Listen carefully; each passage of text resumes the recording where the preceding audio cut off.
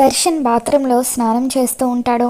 ఇకప్పుడు సడన్గా వాటర్ ఆగిపోవడంతో దర్శన్ కళ్ళు మూసుకొని శరణ్యని పిలుస్తూ ఉంటాడు. ఇక అప్పుడే సౌమ్య దర్శన్ దగ్గరికి వస్తుంది. దర్శన్ని ఎలాగైనా సరే సొంతం చేసుకోవాలని చెప్పి దర్శన్ చేతులు పట్టుకొని సైలెంట్గా ఉండి తనకి ముద్దు పెట్టాలని ప్రయత్నిస్తూ ఉంటుంది.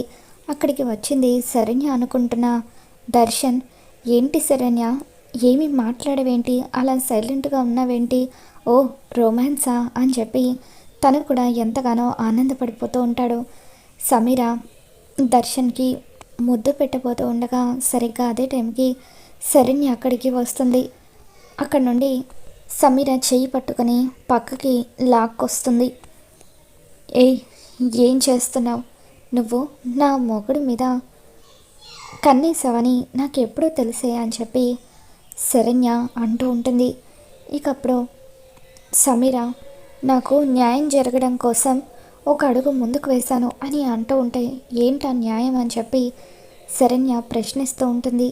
ఇక దాంతో సమీర, నాకు నీ మొగుడు కావాలి అని చెప్పి అంటూ ఉంటే ఏం కూసావే అంటూ శరణ్య సమీర మీద చెయ్యెత్తుతుంది. సమీర కూడా అంతే పొగరుగా శరణ్య చేతిని గట్టిగా పట్టుకొని సీరియస్గా చూస్తూ ఉంటుంది. మరి దర్శన్ని సొంతం చేసుకోవాలనుకుంటున్న సమీరకు శరణ్య ఏ విధంగా బుద్ధి చెప్తుందో రాబోతున్న ఎపిసోడ్లో తెలుసుకుందాం. ఈ వీడియో మీకు నచ్చినట్లయితే తప్పకుండా లైక్ చేయండి.